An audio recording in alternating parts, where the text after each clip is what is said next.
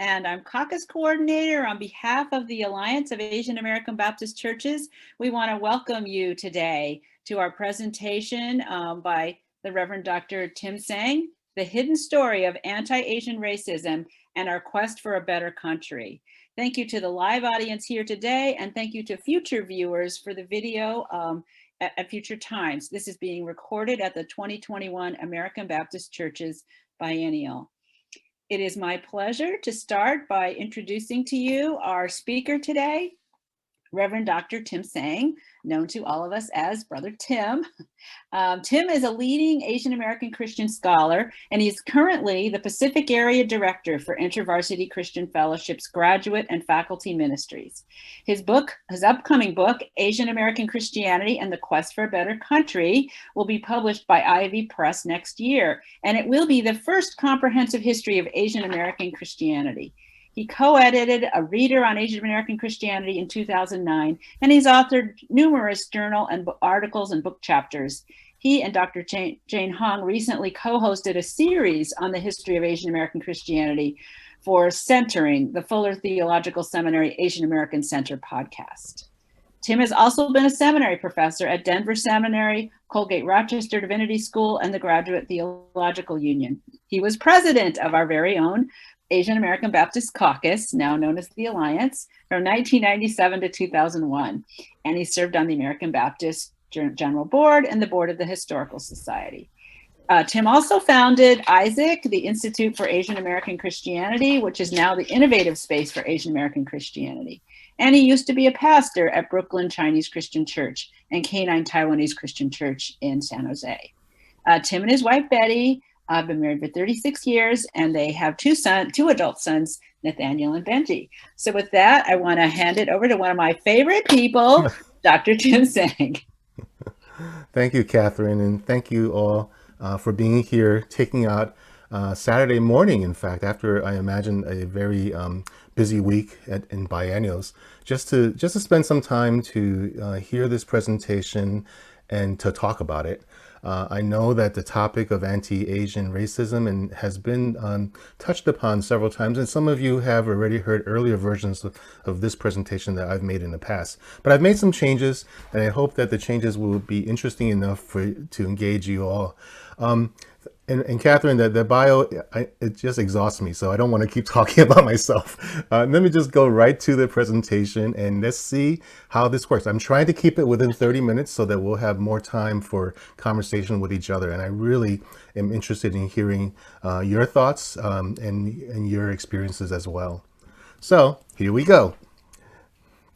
I want to start by just describing, listing some of the episodes or acts of anti-Asian discrimination. And I'm not going to go into length about each of these, but I just wanted to show some highlights.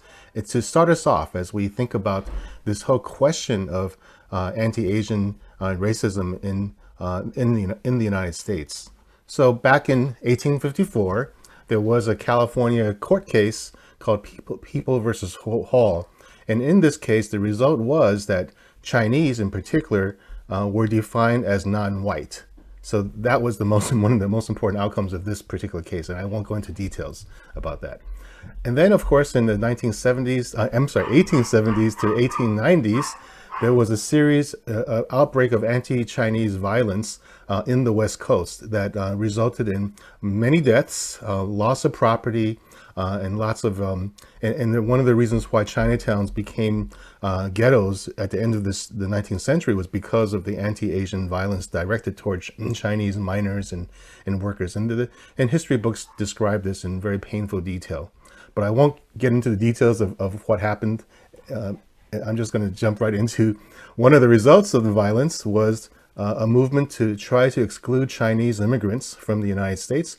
In 1882, as some of you are probably aware of, the first racially discriminatory immigration legislation was passed. It's called the Chinese Exclusion Act. It was renewed in 1892 and then renewed again in 1902 and was not repealed until 1943. So that's another aspect of anti-Asian discrimination.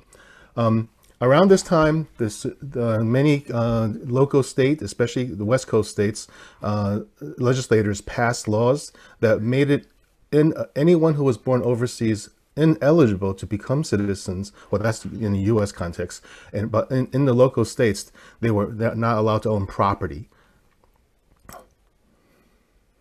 And then by 1924, a national legislation excluded all Asians, including Japanese, Indians, and Koreans, and anyone else who was from Asia, and severely restricted immigrants from Southern and Eastern Europe as well. And of course, the Japanese American incarceration experience, which was a tremendous blight in the U.S. history, and between 1942 and 1946, where 120,000 Japanese and Japanese Americans were forcibly relocated from their homes, largely on the West Coast, into a series of a number of concentration camps in the mountain states and in the Midwest. And as early as 1982 to 85, there was a murder of Vincent Chin, and the murder itself was already horrendous, but the actual trial resulted in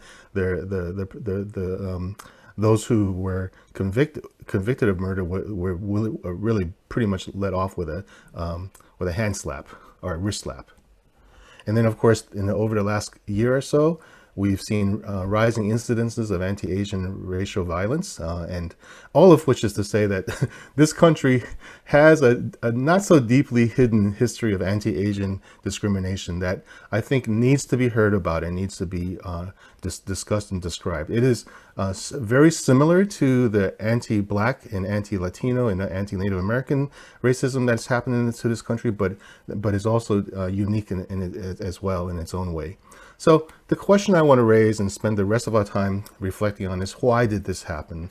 And then the second question is, what did Christians do about it? In this presentation, what I'm doing here is that's a little bit different from my past presentations, is I'm going to be focusing more on the Christian response to Asian Americans and Christian response to Asian American racism. So historians have traced at least two causes, and I'm going to posit a third one. The first one is European Orientalism. I won't say too much about that until later, but basically whatever Americans have inherited, their perspectives of Asians came from European experience with Asians as early as Roman times, Greco-Roman period. And more immediately, there was economic competition between Asian immigrants and other immigrants in the United States that led to a lot of violence against Asian Americans who had no rights to defend themselves, and they became easy targets and scapegoats. And the third piece that I'm going to introduce, which may be new to you, is to tie some of the racism against Asians to Christians. And this is not going to be a very fun topic, but I wanted to highlight it to also show that there were Christians who fought against it too. So it wasn't just simply one-sided. Okay, so let's just race through this quickly. European Orientalism. Before Asians came to this country, even before Europeans came to this country for that matter, Europeans had developed perceptions of Asians as different from themselves. The word Oriental explicitly generalizes Asians as essentially different from Europeans. And it wasn't something that Europeans made up, not Asians. Asians didn't call themselves Orientals. So to understand how this term took on this meaning, we need to study the works of groundbreaking work of Edward Said. So I just highlight Marco Polo. He's my favorite example, who visited Asia between 1271 and 1295, and he told stories about his visit. He gathered and published them as the Adventures of Marco Polo. Scholars think that this is a more or less accurate report of his trip, but there are exaggerations and distortions that have been carried down to us until today. So it was a very popular writing, and most Europeans at the time would learn about Asians from his depictions of Asian exoticism, culture, and wealth. So that's one root of the anti-Asian sentiment. It's not always negative toward Asians, but it certainly made Asians look like that Asians are different from Europeans or white people. And that was one of the causes. So even before Asians came to this country, Europeans have had Asians on their mind, and also Americans as well. The second reason for the anti-Asian discrimination is economic competition. In the 19th century, as the United States expanded and was engaged in economic development in the American West, it needed labor, especially to replace the formerly enslaved African American laborers. So at first, free immigrant came from China and then later on Japan to mine for gold, to do agricultural work. Later on, contract workers came to develop California and Western agriculture, small industries, and of course the transcontinental railroad. By the time we get to the 20th century, after Chinese exclusion, Japanese and Filipino and Korean laborers came about and began to find themselves facing the same challenge and competition from largely white immigrants and settlers. So these two have been rendered pretty well in history, and you can study them on your own. They generally don't look at religion or Christianity very thoroughly, except sometimes to make very, very simplistic assertions. But what I want to do is share a little bit of my own research and talk about this concept called Christian racialization. Christians, of course, back in the 19th century and the early 20th century were very influential in the United States, especially Protestant Christianity. And because of that, so much of the media, the public policy, literature, and the church and ministries were influenced by Christians who wrote about Asians and Asian Americans. So two images emerged in the 19th century that I want to highlight. One is the image of Asians as heathen or as non-Christian. All right, so most of the time, the term heathen was used in sort of a neutral way to just mean that these were people who are not Christians. It came to take on a very negative connotation. So if you call somebody a heathen, it's almost like making a racial slur. And in fact, I would say it could count as a racial slur. But basically, because Asians were not seen as Christians, that label stuck, and therefore they were viewed as outsiders, foreigners, strangers who don't belong in a Christian country. A second view that came to counter that first view was proposed by more liberal Christians and missionaries as well, who actually worked with Asian Americans. And this was the argument in defense of Asians. And they argued that Asians, when they became Christians, could assimilate into the church, so they can also assimilate into the United States. They could become like a model minority. Just look at them. They can transform once they're converted and become upstanding Christian citizens, and everything heathen about them could be removed. So those were the two dominant images of Asians by Christians, at least until the 1960s. Okay, so let me give you an example of the first one by a Christian, someone that we Baptists need to reckon with. Rev OC Wheeler, known as the father of California Baptists, because he came and planted so many Baptist churches and institutions. In 1880, and in the end of 1879, 1880, at the height of the political debate over whether or not to exclude Chinese from immigration, he got up and presented his view. He was absolutely a leader, not only in the church, but in California as well. And he went and repeated that his testimony at the California state legislation. And this is what he said. And please note, and this is not going to be fun to hear, but I just think it's important to recognize that this is a Christian clergyman, a leader among Baptists in California. Chinese are more poisonous to a pure Christianity, more threatening to the life of the American Republic than all other evil influences that ever brooded over our land. I believe, as I believe in the existence of God, my maker, that unless the immigration of the Chinese shall be virtually suppressed, they will, sooner or later, and this is the danger, permeate every portion of our whole country, undermine and control every profitable industry, subvert and destroy all our free institutions, replace our sanctuaries with the temples of idolatry, and transform our land into the generator and hotbed of every foul and loud and unclean thing. So what we're seeing here is a combining of Christian identity with American nationalism and white identity. So because Chinese were considered heathen and non-white, not, and they do not belong in this country. We see evidences of this too among some Christians today, like during the Barack Obama's presidency. You've heard about the birther movement, where people were questioning whether Barack Obama was a U.S. citizen. And then there are others who refused to believe that he's a Christian. They kept on calling him a Muslim because of his name. Where did these ideas come from? They didn't just come from non-Christian sources. In fact, many Christians reproduced these ideas among themselves, and it kept on. So this is an example of a kind of approach toward anyone who's not white and not Christian, by othering them and turning them into foreigners and strangers and heathen. Okay, not comfortable, but this is a very powerful part of American culture, American Christian culture. The second one is, I'll call this for now the model minority assimilated vision. And this was started by missionaries and social scientists who tended to be more liberal. They were opposed to the anti-Asianists. It was a very diverse group. Not all of them were egalitarian. They did believe that in order for the gospel to be shared, you can't treat Asians like you can't exclude them and mistreat them.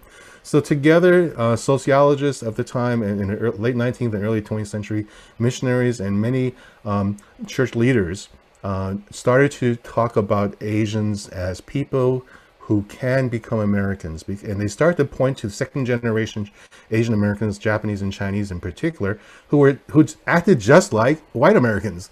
And they said, look, they are assimilating, so they can be Americans. In fact, they assimilate better than anyone else.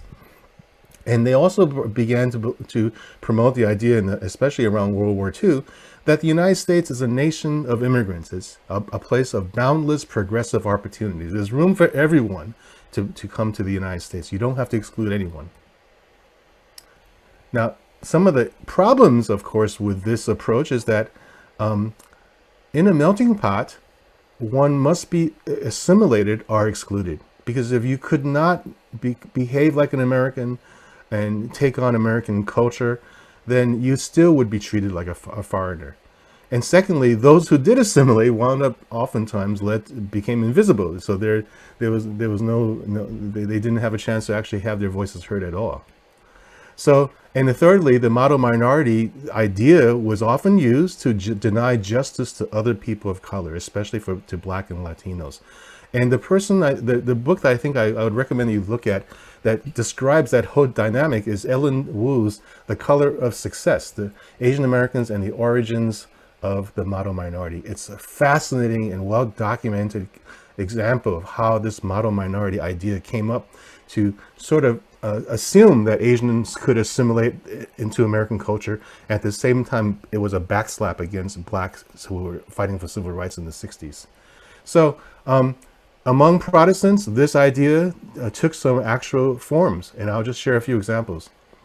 After World War II, when the Japanese Americans were put into concentration camps, when they were being released, Protestant denominations, at least the leadership, tried to force integration. They basically told the Japanese Americans, don't go back to the West Coast, instead scatter to go to Chicago, to the East Coast, to other parts of the country, and secondly, don't go to these places in large numbers. That you should split yourself up and integrate yourself into these communities, but don't gather together as Japanese Americans. So one of the strategies that they used at the time, the Protestant denominations, was to at that point they stopped planting ethnic churches. And any time there was a ethnic church that was around, they tried to erase the ethnicity. So I have there are lots of examples of this where leadership from top down was trying to impose this because they wanted to see integration and assimilation happen. This wasn't a negative view. It was really a view that wanted to see America become truly integrated. It was fighting against racism and segregation. But in doing so, they basically denied Japanese and other Asian Americans their own choice about whether they should integrate or not. And in fact, no other racial group was forced to close down their churches or to integrate because the Japanese Americans were viewed as an opportunity to experiment with integration. So since they were already in the concentration camps, and why not just scatter them out and send them out? Now, so here's some examples. The United Methodist Church today, back then, they used to have a group of ethnic conferences, including European ethnic conferences. But they disbanded all the ethnic conferences, and they fought hard to disband the Asian ones. There used to be one called the California Oriental Provisional Annual Conference, which was comprised of Chinese, Koreans, and Filipinos.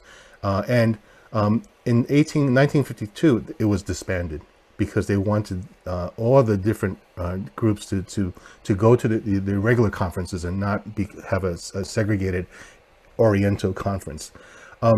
Edward Lee, who was a pastor of a Methodist church in San Francisco at the time, Oakland, was the superintendent of this conference, and he fought hard to prevent it from happening. But eventually, he had to give it up and was forced to disband it. And among the Japanese were the largest Methodist group at the time. There was a Pacific Japanese Provisional Conference that was also on, and it took them another 10 years to disband that. So all of these were examples. I would say that the intentions weren't bad, but the goal was to try to enforce integration and assimilation. We can talk more about this later. And I don't know, I think I'm running out of time. All right, so to sum it up, there are two versions of Christian racialization. One is an exclusivist Christian American vision, and the other one is an assimilationist Christian American vision.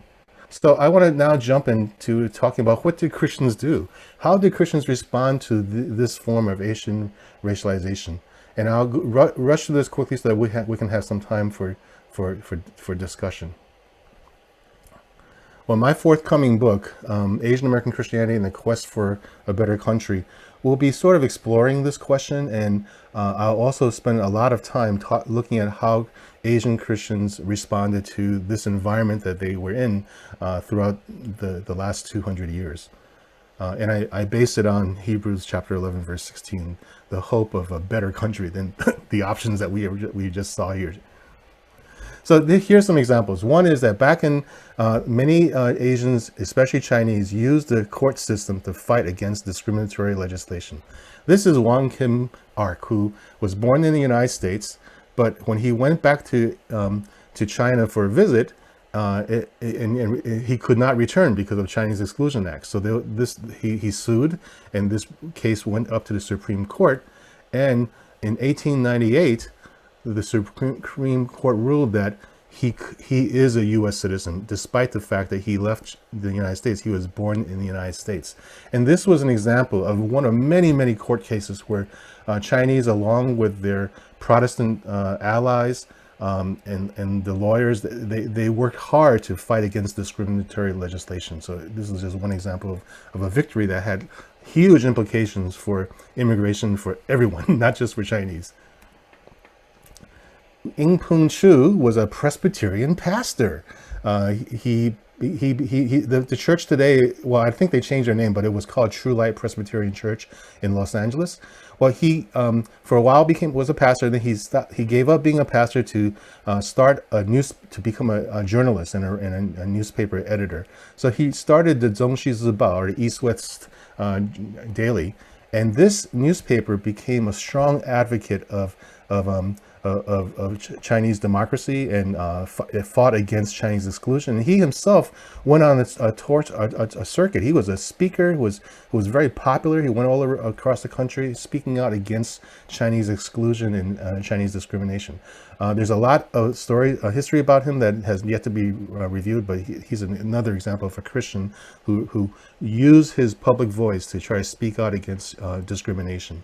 Mabel Lee is another person who is a Baptist, who was the de facto pastor at the New York First Chinese Baptist Church in New York.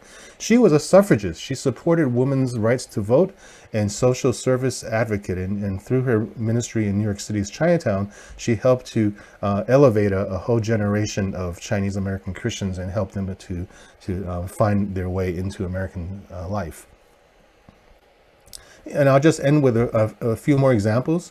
And the basic theme is that a better country, a better church, includes all of us. And I'll share a few examples here. In the 1930s and 40s, among students, there were, under the sponsorship of the YMCA, there were Chinese, Korean, Japanese, and Filipino Christian student associations.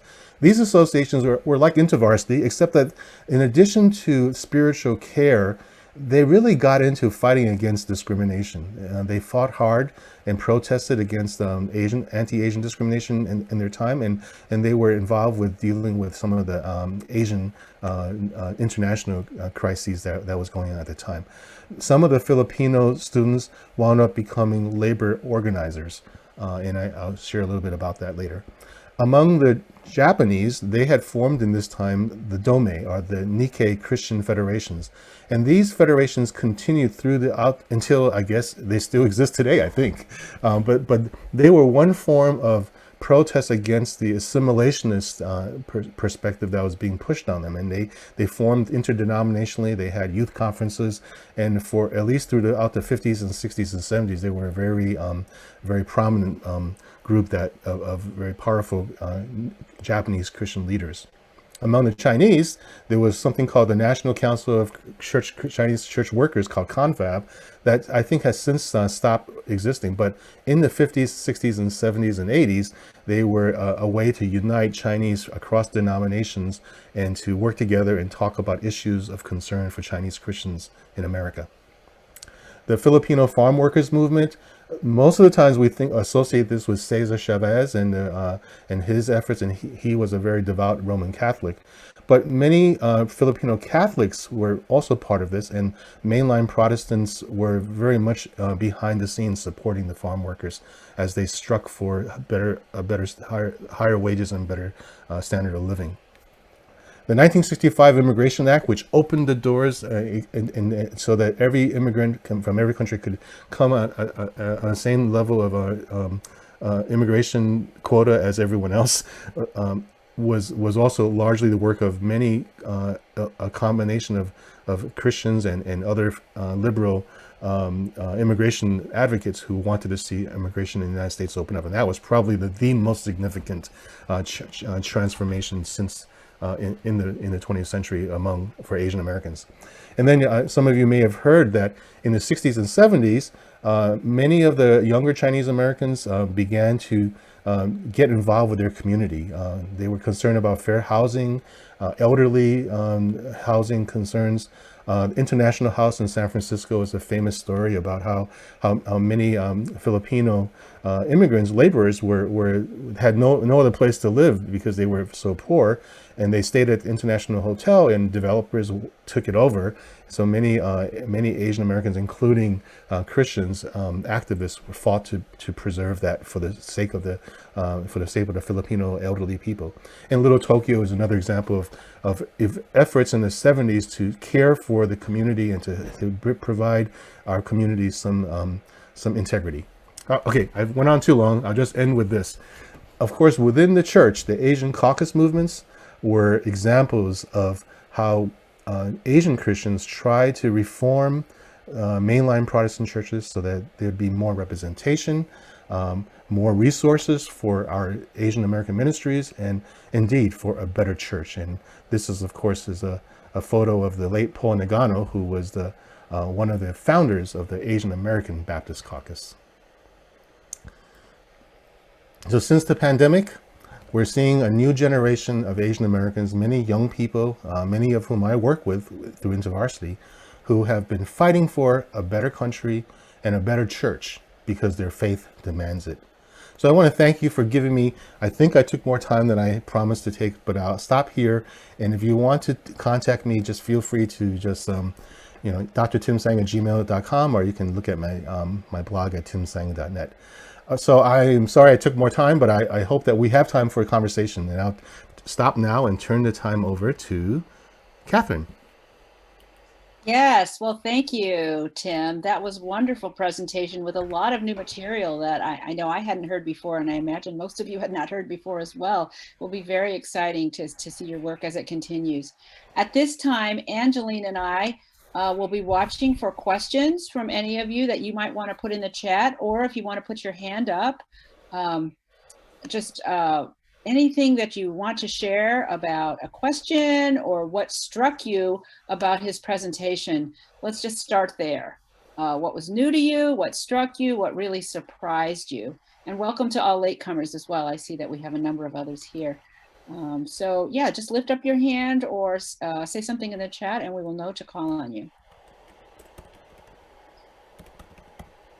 I will start with one, and that is, Tim, we didn't get to hear too much yet about how you got to where you are today. You are in your own way an activist. You've also been a Caucus and Alliance president in the denomination. How has your faith journey and your leadership, Christian leadership journey shaped where you are now and why you're doing what you're doing? Oh, that's a great question. I think that my journey has always been sort of a tension between wanting to do something in the theological and academic world. I saw, and also wanting to be impactful in the church. The two are, when I was starting out, were not that far apart, because if you were an academic in a theological institution, it also implied that you were active in the local church. But in the last 20 years, it's changed. I think religious studies and theological education has become more professional and separate, further away from local church activity. But I started off with a vision of wanting to do both.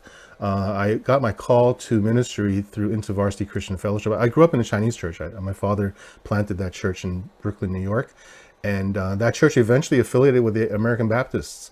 And then as I got involved with the Caucus and started to pursue local ministry, I wanted to be involved. The Caucus was very important. Katie Choi Wong and others brought me into the Caucus. So I started to, for the first time, learn about the reality that there were Asian Americans who cared about their own stories and didn't want to be just left voiceless or faceless. So that really inspired me to see my role as not just simply proclaiming the gospel of Jesus Christ for salvation for every soul, but also seeing that the gospel speaks to social and racial justice. So as a result of that, I think I got another call. I was at Union Seminary at the time, and some American Baptist professors like Robert Handy and Jim Washington encouraged me to consider academic work as another part of my calling. Because if you wanted to understand the history of the church, for example, at the time, there was nothing written about Asian Americans. And I asked them about that, and they basically said, well, somebody's got to do it. So why don't you step into that? So that's what I did. So my life has been sort of trying to balance the two. I haven't done it well. I wish I had published more, but I've also been very engaged in local ministries and like the Caucus and other things. So right now, as I'm trying to get to finishing this work, I think I'm circling back and trying to at least get that done before I die. I want to feel like I'm making some contribution that can help the next generation of Christians understand the big global reality that is the Church of Christ. Can you say a little bit about your work on Mabel Lee? I know that you were really critical in bringing Mabel Lee's story to the forefront. Now that we have a stamp, we have a U.S. postal stamp. There's a stamp, she really? Is known. How did that happen? I know there was a post office in Chinatown. Wow. Yeah, that was sort of a funny accidental thing that happened. In the middle of my dissertation work, I had, because I'm Baptist, in the New York City metro area, we had all heard about a person named Mabel Lee, but we didn't know anything about her. The First Chinese Baptist Church wasn't actually very involved with the local denomination anymore, and it was a mystery who's there and what was going on. So I happened to just knock on their door and ask them, well, I'm doing some research. I'd like to know more about your church and its history, because it's the first Chinese Baptist church, so it must have some kind of significance. So they let me in, and I did some archival studies. I dug around through their cellar and looked at all these records about Mabel Lee. And after that, it was over. I basically did my dissertation, went on and sort of didn't do much more than that afterwards until about 2008 or 2010, when I felt somebody sort of urged me to start blogging about some of the historical figures that I did research on. So I put a blog up, I think around 2010, and somebody else discovered that blog about Mabel Lee. And they took that and they ran with it because they certainly had a strong interest in her suffragist perspective. And since then, I think a bunch of other local historians and activists have sort of turned Mabel Lee into the, I guess, the poster child of New York Chinatown, and also of feminists. Her story is a lot more complicated than what's being portrayed in. But I'll just say that it was kind of accidental that blog inspired so much, and I'm kind of feeling a little creeped out by it, actually. Oh, And look at Katie is putting some good stuff up there about Mavis Lee and the San Mateo Church. I just interviewed a person, two sisters who grew up in that church for my book. we have some great strong women leaders. Angeline, I was going to read some of the questions in the chat, I think. Well, there was one hand, and then we can follow. Well, actually, we'll go with Marilyn, and then we have a question in the chat afterward. Oh, Marilyn, you are muted. If you can unmute yourself, that would be helpful. As a former student of yours, Tim, I would highly recommend you write that book. Yeah, it'd be awesome, because I know the intensity of which you do your research. So kudos to you.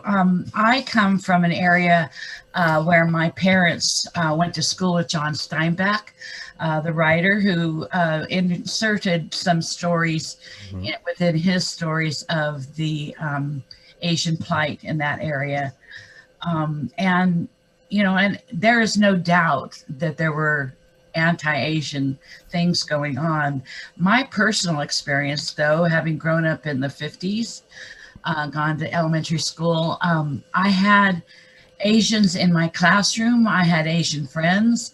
I never even knew there was a problem, and they were officers in the student body. One young man, last name is Wu, W-U, kept copious records of all of our classmates through the 50 years that we have been on this earth, and since high school, and it was just beautiful, to see him present all of that, and everybody loves him. And so it's like, I don't personally know of anti-Asian feelings. And so when I confront it, and I have within churches everywhere that I've gone to, and among Christians that I meet, I'm taken aback, because I'm thinking, don't you know Jesus, and so I find that as a pastor, my struggle is to help people overcome the sinfulness that is within us, and this tendency to be jealous or to be envious or in some way competitive. I think, Tim, didn't, at least in Korea, South Korea, because we have had South Korean churches rent from us too, didn't they, weren't they being divided up so that Koreans got the Koreans, and I think Baptists got the Chinese? I'm not sure about the Japanese, but I think it was divided up, right? In mission. Yeah. Yes, there were comity agreements in the missionary movement. So one of the reasons why there's such a strong affiliation of Koreans with Presbyterians and Methodists is because of agreements made between the denominational leaders. And even among Chinese, the denomination sort of divided it up. So Baptists would be more prominent in, say, Hong Kong, and Methodists would be among the Fuzhou Chinese. So all of that was because there was a vision of Christian unity and ecumenical unity that tried to suggest that instead of competing with each other for the same mission field, let's cooperate and divide up the territory.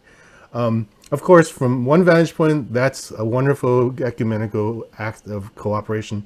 But from another perspective, it's also an example of simple dominance. We're just going to make these decisions, and we don't care who's in the field and what the people there say. So it's a mixed bag, just like assimilation and model minority. There are some good intentions behind it, but at the same time, a lot of insensitivity about what's going on, and not listening to the people who are affected by these decisions. But thank you, Marilyn, for it's good to see you again, and I appreciate your encouragement to write the book. I'm a little bit I'm a little bit behind, so that any encouragement helps. All of us think you are not behind. But speaking of model minority, there is a question from Karen Yee in the chat. How do we convince our church members that being a model minority is not necessarily a good thing?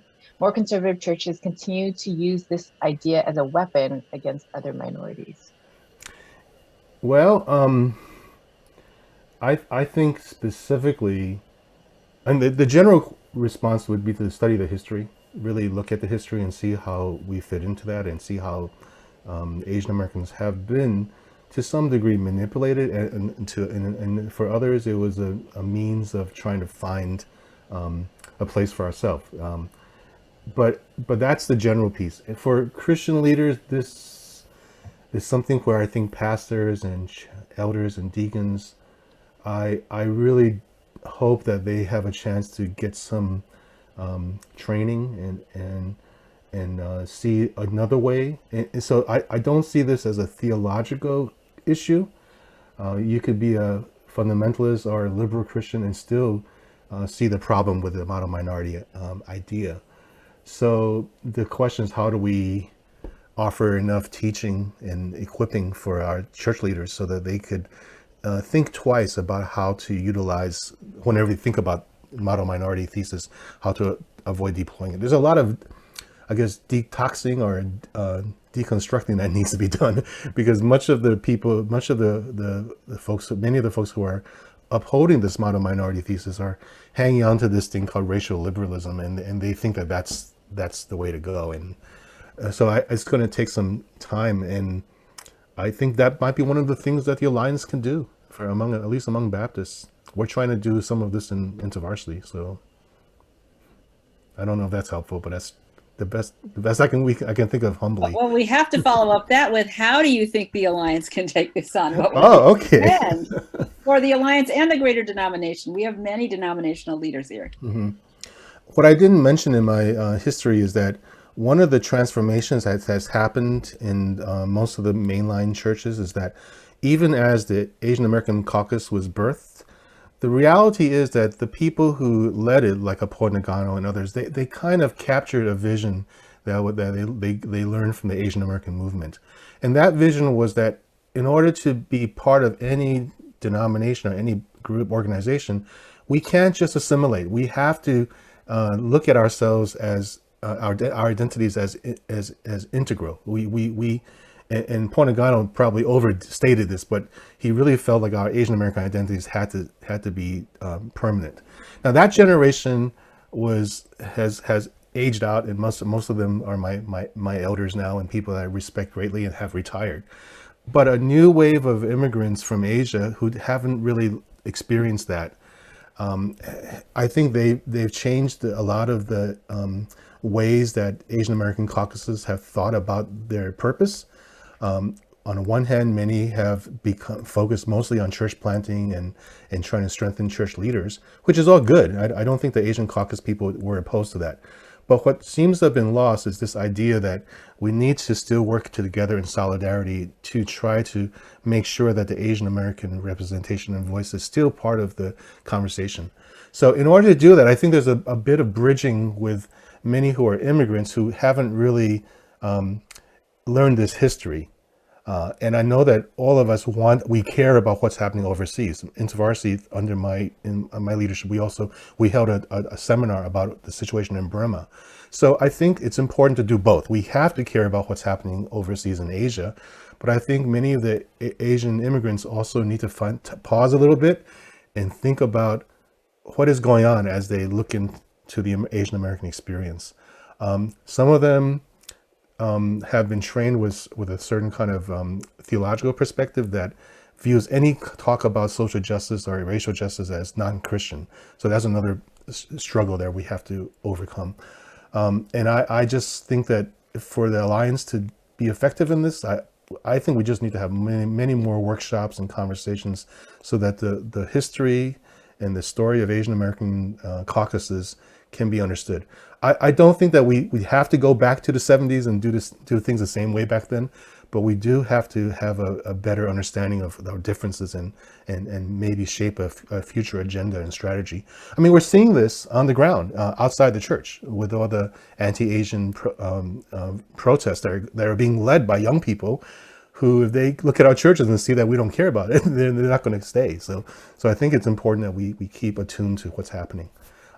So I think that's, leaders get together, talk about this as an important part of your future planning. Think about how to get this history and the conversation going with each other. Maybe that, I think that would help. Maybe I said too much. No, it's very helpful. And actually, it gives me a moment to put in a plug. And I'm going to ask Katie Choi Wong to put in a plug in a second, too. This is our 8th Alliance event and our 6th Alliance event this week that has been on anti-Asian American racism. And not everybody was able to make them, but many of them were taped. And we do encourage people to use that, both our Asian American allies and the rest of the denomination allies. And we're so glad you're here. To use some of the materials that we have created. And I do want to, including today's, and I do want to call on Reverend Katie Choi Wong, who was a co-coordinator of our Palmer Grant work, to say a few words about what's going on with that real quick, since Tom brought it up, since Tim brought it up. Tim. Yeah, thank you, Catherine. Yeah, I just want to say that if in our exhibit hall, we also have, we have links to 3 sessions that we've already had. Primarily, it was geared toward the Burmese diaspora churches here in the United States, dealing with the anti-Asian racism and helping the more recent immigrants understand what is happening, because it certainly has affected them also. But I think that I agree with Tim that it has to be a both, because even though we are very concerned about what's happening overseas, and we still have family, many of us have family members and friends who are still there, and as a number of our recent immigrants have come from there, we also live here in the United States, and what is happening here is affecting our Asian churches, and so we need to be aware of what's going on, but also what we can do about it. So we have had the first track, 3 excellent sessions to talk about this. We're going to have some more coming up in the fall. So later on, we'll talk more about the dates and so forth. So we'll let you know about those that's coming up. But one of the excellent sessions that we have was the last one we had in May, which dealt with a panel of how we can work together with Hispanic, Native American, and Black Americans on dealing with racism in general, how we can be allies with each other. And I noticed that Trinette is on one of the on participating right now, and she was one of the panelists. But I want to say one other comment I want to make was dealing with the alliance itself.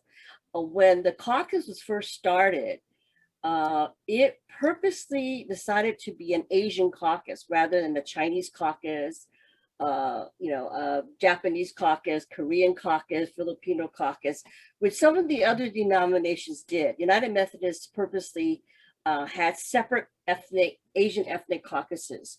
But when Paul Nagano and some of the founders of the Asian caucus, they decided that, we need to work together. And part of it, as Tim referred to, it was patterned after what was happening in the country.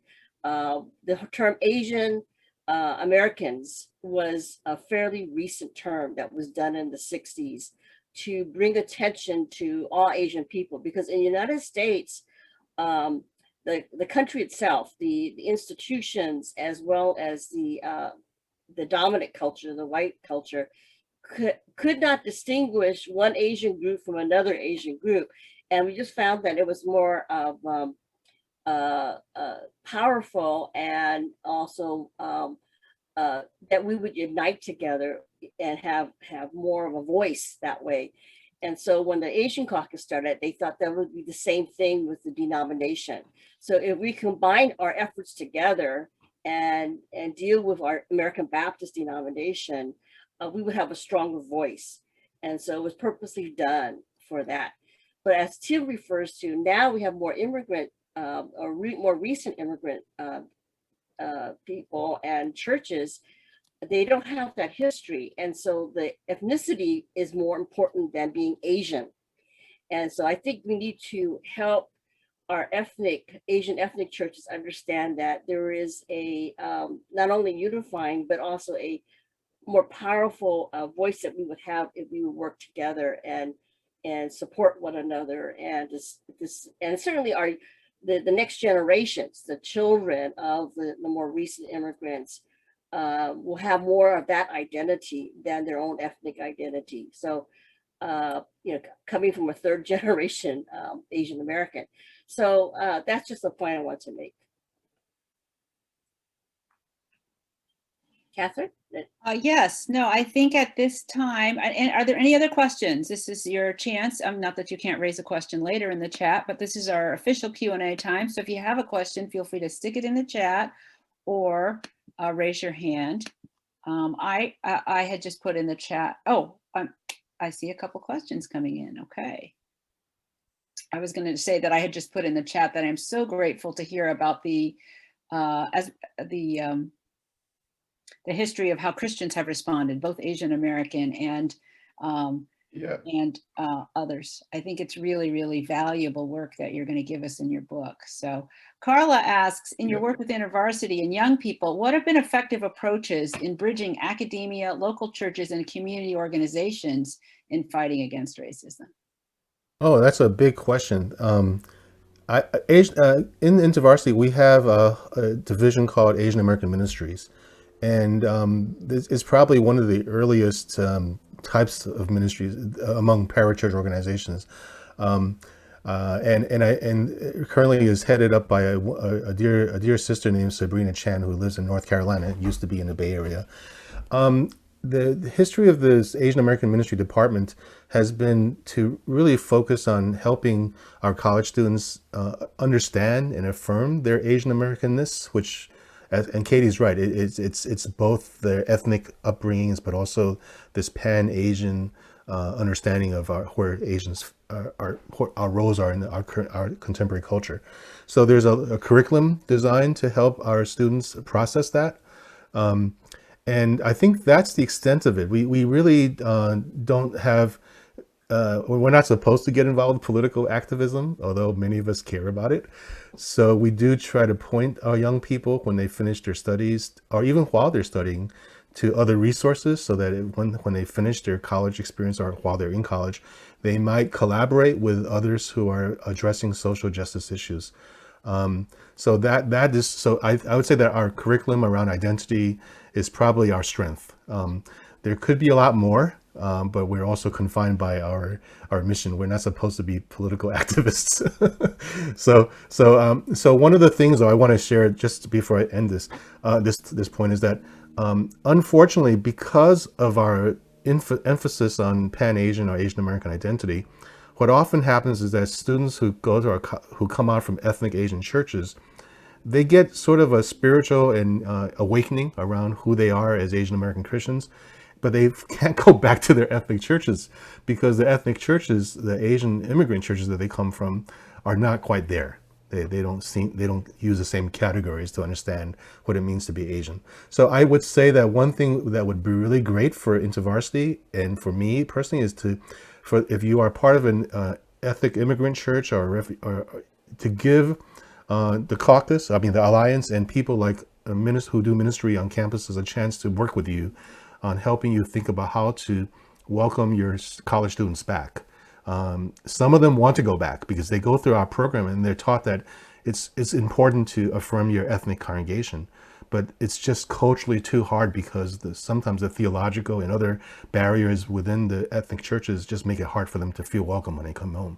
So I hope we can talk about that, but that's just some examples. Okay, we have one final question till we move on to our next part, and which Katie will lead, and that is from Florence Lee. Can you share your wisdom about how we can build solidarity with our brothers and sisters, particularly Black communities? Well, I think for one, there's mythologies on both sides that have to be corrected. There's unfortunately a lot of videos of Black on Asian violence that's out there, but the numbers that doesn't fit the actual numbers. The anti-Asian violence that's going on is really not perpetuated mostly by African Americans, and that's something that has to be. I don't know how to fight that perception. It's very hard. And I think many African Americans think of Asians as non-Americans, and therefore it's hard for them to relate. So I think at the leadership level is probably the first step. When I taught at ABSW, that was one of my joys of actually being in a community where I could work and talk and collaborate with my Black brothers and sisters, and also build opportunities in the classroom. But I think other than that, I think the area isn't American Baptist doing something around that in our area, in the Bay Area. So those are good programs. I think Jerry can tell you. I think Jerry is involved with that, Jerry Mann. But those are some examples. I think leaders have to. I know it's busy, but we have to be willing to talk. And I'll just end with one example. When I was pastoring in Brooklyn, New York, my church, my dad's church, and another Black Baptist church down the block, we actually didn't know each other very well. But after a couple of years, my dad felt like it was important to develop a fellowship with the African American pastor, and over a time we actually started to do things together. We did a block party. My church was celebrating its 20th anniversary, and we collaborated with them. So those are things that we tried to do back then, which I think can still be done today. But it's just, you just have to take time out and invest in interracial conversations. And who has the time these days? But you got to do it. Well, I do want to say that the Palmer Grant Anti-Asian American Racism work that Katie Choi Wong and Reverend Katie Choi Wong and Reverend Amelia Chua are leading does have phases. She talked about track one with the Burmese immigrants, but phase 3 is really about reaching out. And in fact, the last track with the Burmese immigrants, I hope you all go watch that video that Michelle posted, was a beginning. So at this point, I would like to hand it over to Katie Choi Wong, who will lead us in breakout rooms where we can have greater intense discussion of this. Okay. Yes, we're going to be going into our breakout rooms, and we'll have about 20 minutes to think more about what Tim has presented. Thank you, Tim. It was excellent. The questions we had, and I believe it will also post it in the chat, is really quickly in your breakout groups to introduce yourself, share your name, where you live, and if you have, and also maybe one word that describes your reaction to Tim's presentation. The second question is, why do you think the story of anti-Asian racism in this country has been hidden for so long? You know, why has it been so invisible? You know, we heard the long history that Tim presented, and yet so many don't know that history. Even Asian Americans don't even know that history. And then the third question is to suggest maybe 2 concrete things that you or your church can do to share your faith story to other churches in the United States and perhaps the society in the United States, to share your own faith stories. So those 3 things: introduce yourself, and maybe one thing that your reaction to Tim's presentation. Why do you think that the Asian American racism against Asian Americans have been hidden so long? And then a couple concrete things that you or your church can do to share your own faith story with the larger community. We're going to spend about 15 minutes just briefly sharing from our groups, and we'll like a representative from each of the groups just to say in 3 minutes, kind of a summary of what we talked about. And then if you want to add more, please put that in the chat in more detail. But I'm going to ask the different groups, and I don't know I guess the groups had numbers, Michelle. So I think, is that correct? They're numbered, or? Yeah, so I guess we can call on room 1 first, which is Okay. Angeline, Bill, David, Florence, and Karen. Okay. Can one of you share a little bit about what you talked about in 3 minutes? Okay, I got nominated. I didn't take notes, so we're gonna go off the top of my head. Okay, that's fine. we really, I mean, we're glad that we had a little bit of a diversity in our group. So just really appreciating that, you know, some people recognizing just the space that they exist in is a huge first step. A lot of the words that we had for Tim in your talk, like enlightening and insightful, so really appreciative for your time and your sharing with us. As for some of the reasons that we find that it's hidden, like anti-Asian history has been hidden, is literally that we don't share our story at all. Like we won't share it outside of the house because, you know, we lose face, all these other things. And so there's a little bit of a guilt with that, but then at the same time, understanding that there's this weird balance that we need to figure out being in a Western culture, but also being true to how we were raised. So like, there's something that, yeah, that we need to deconstruct, like the Bible tells us to go directly to a brother if we have conflict, but oftentimes we'll go this way and then there to talk. And like how best to bridge that by learning ourselves and informing our communities about how to interact productively. So yeah, we don't want to dissuade people from, you know, they find comfort in the indirectness, but at the same time, like there's also healthy ways that we can do that. As for concrete steps, people had mentioned using, like, for instance, using the series, a lot of the series that we have provided through this the exhibit hall as like a Bible study, like develop one, but doing it appropriately. So recognizing what type of group you have and how to best tailor it so that, like, if they're a new immigrant church, then we're going to take these few talks. If it's some group that's a little bit more progressive that can move forward and is ready to move, then we have some of those other talks, and then create some sort of Bible study or teaching so that we can supplement. Florence had brought up, like, it'd be really great.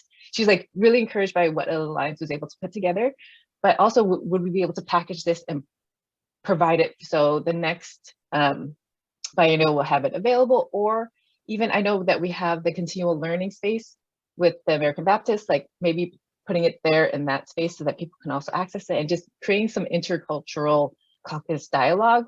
And yeah, I try my best. Okay. Very good. Thank you, Angelique. Yep. How about room 2? Who's in room 2? Room 2, that was Atu, Kenneth, Lewis, and Sandra. Okay. Okay, so I wasn't, I'm Kenneth Ko. I wasn't delegated, but I kind of just facilitated our meeting. And so maybe I'll just take this opportunity to report on what we have discussed.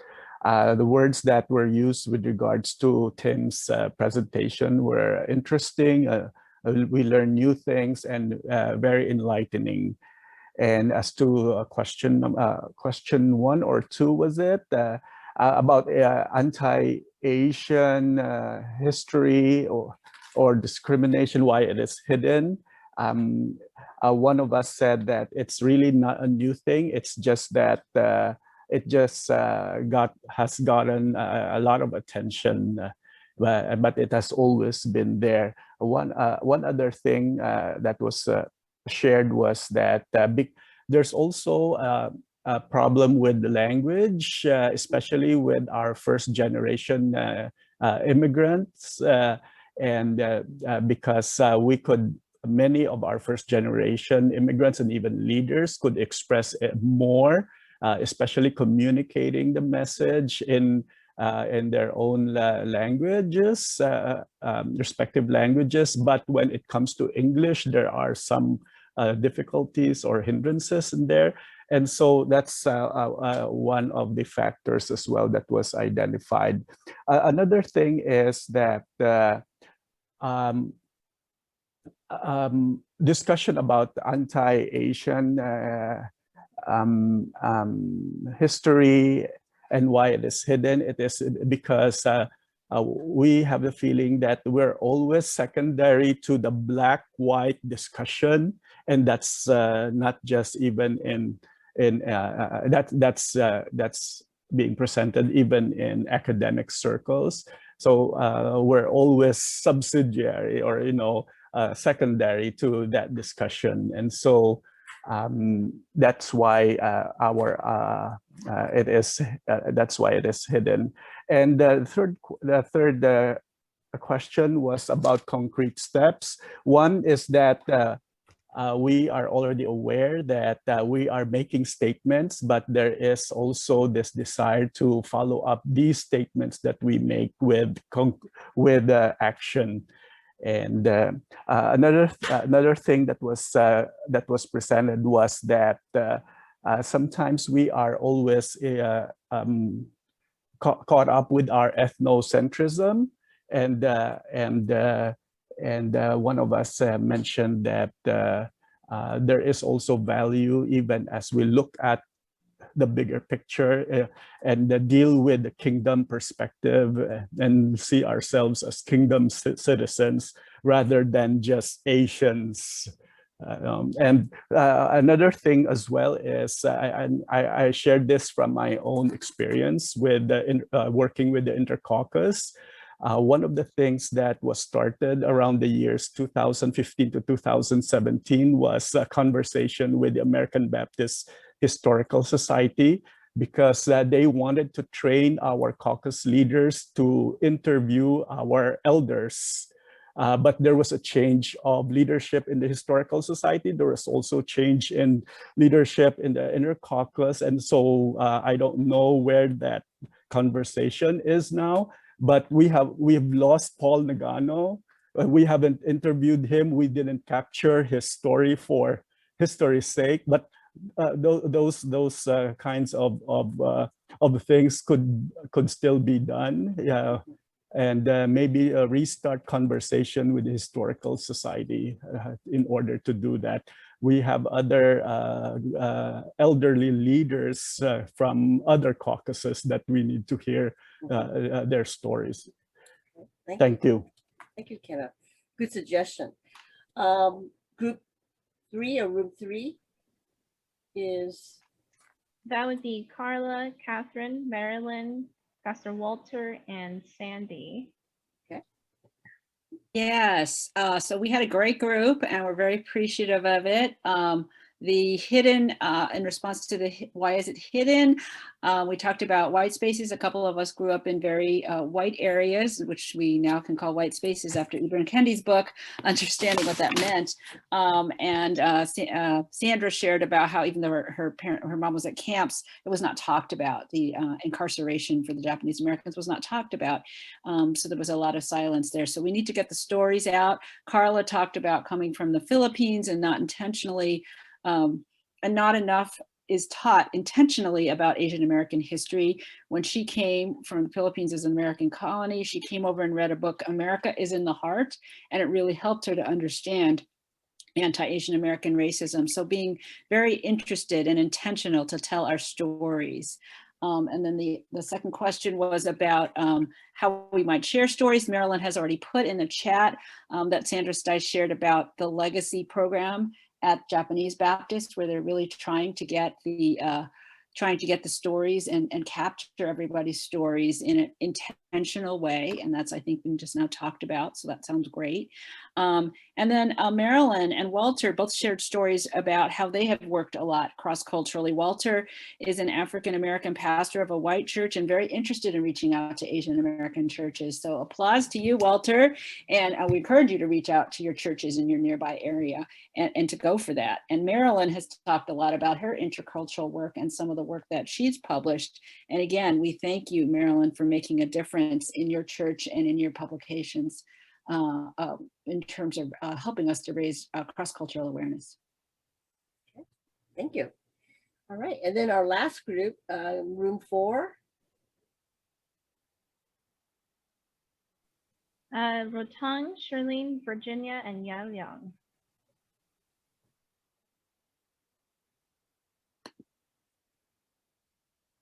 All right, I'll do a quick debrief. We had a diverse group, and we have Virginia who spoke about her growing up in a Japanese Baptist church in Seattle when the pastor really encouraged her to speak up for the story that she heard and be an advocate. I think it's really great when somebody else who doesn't look like us really wanted to voice for, speak for us. So in terms of why it's hidden, I think we have different opinions. One is that because our stories, Asian America is a diverse group of people. We have so many different cultures, different countries represented. So to summarize within the Asian America, each of those subgroup might be smaller, even smaller voices. That's probably one of the reasons that is hidden. The other reasons hidden would be that the culture, in general, the Asians tend to be more submissive and listen, honor the authority, and trying to join the flock instead of stand up and be the individual. So that will hinder it from their voices being heard. And also one reason from a theological level is that many Chinese churches, for example, the one that I was at, is very heavily influenced by Southern Baptist theology. Therefore, social justice was not at all near the agenda. It has been taught that going on the street is not a Christian thing to do. That's another reason why it's hidden.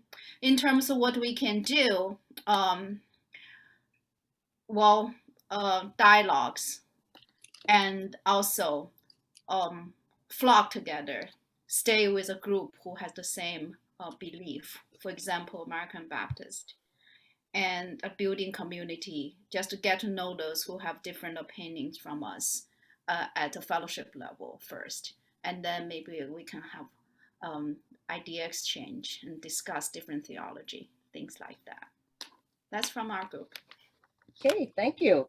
Wow, powerful discussions there. And again, this is recorded, so we have this, but also the chat will be recorded too. And I just want to put a plug that if you are interested in maybe the summaries from the chat and so forth, make sure Catherine or Michelle gets your email addresses and we could send a summary of everything to you. Okay. I'm going to turn it over to Catherine now, I believe. One thing before we go, Catherine. Tim, you want to say any closing remarks from your? No, maybe just a few. To thank you all for engaging and giving me some feedback about the presentation, but also I really am excited to hear about the different suggestions about what we can do in the future. I think one area that I would maybe want to add is that at least in the area of training pastors, I think the only seminaries that actually have programs for Asian Americans would be Fuller and now Princeton, I suppose.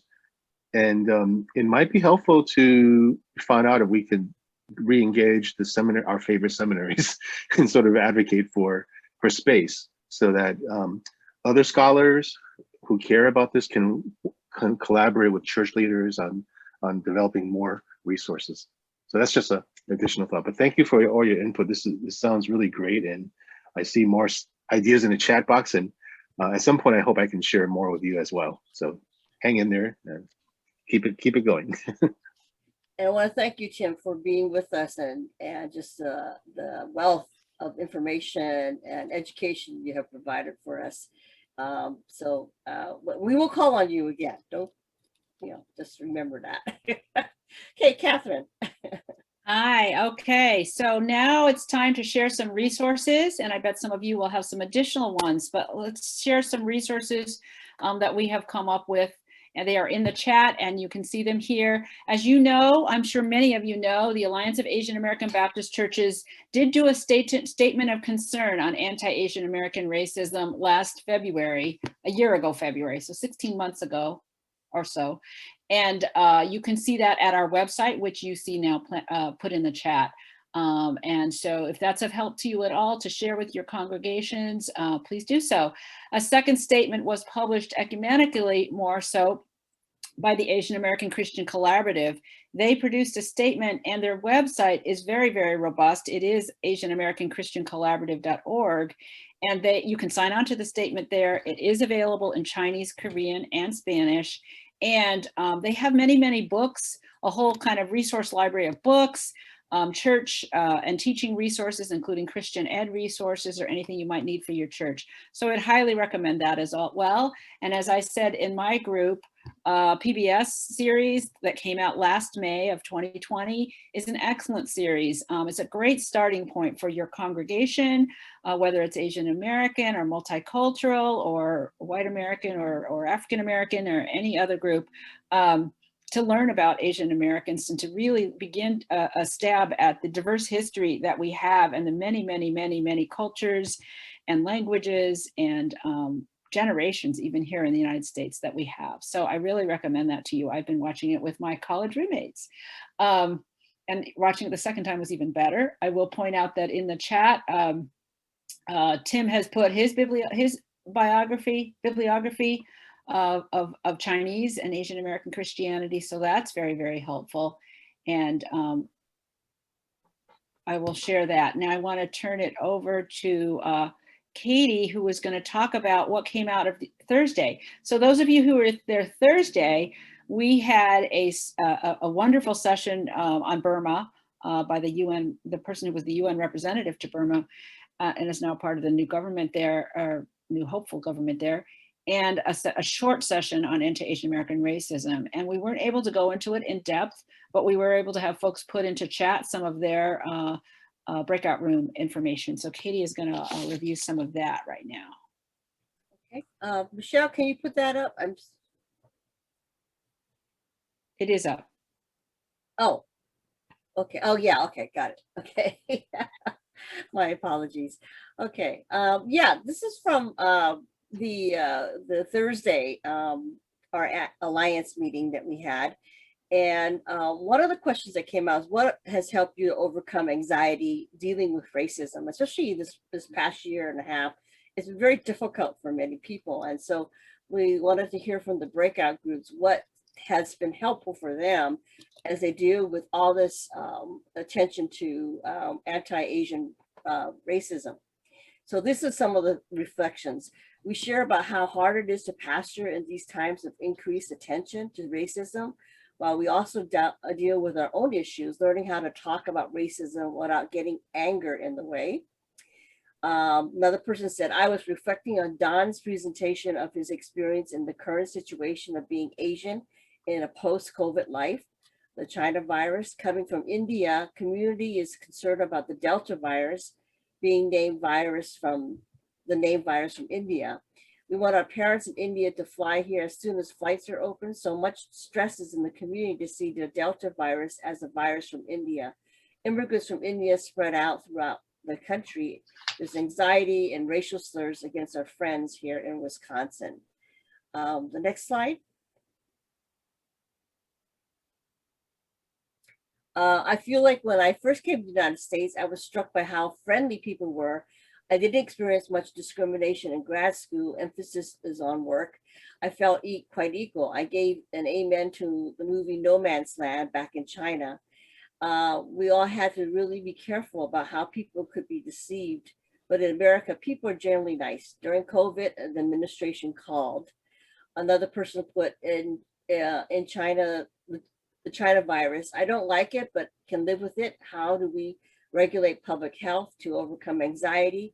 My church people, when there was no supply of masks, our families in China shipped masks to us and we gave them out for free. Okay, next slide. The community, the church members and friends talk things through, learning different theologies around justice, liberation, and race, getting rest, going out in nature, reading and watching things that help relax. That's how some people dealt with anxiety. Our group talked about how we can be afraid to speak up, but it makes a difference. Max shared about in Indiana at Tyson Foods, his colleagues were very wary about the virus, but events were held to speak up, and we, saying that we bleed the same, have the same pain, and are here to support our families They had food events and culture sharing, and that helped a lot. Okay. So what to do?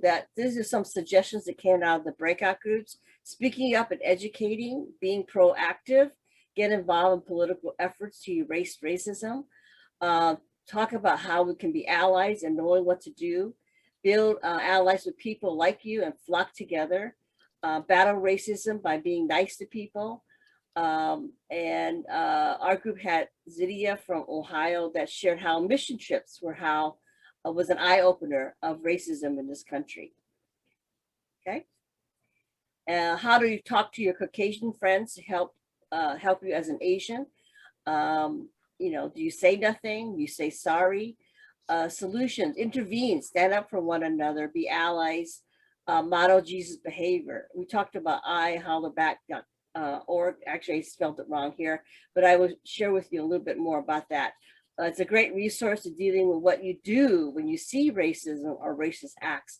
Encourage our churches to do workshops. Louis O said, talk about the need to address white privilege, the dominant canon that sees everyone else as outsiders. This would begin to open up places for all to belong. Connecting with people and having honest conversations and educating, appreciate those who are not Asian, seeking how to be an ally.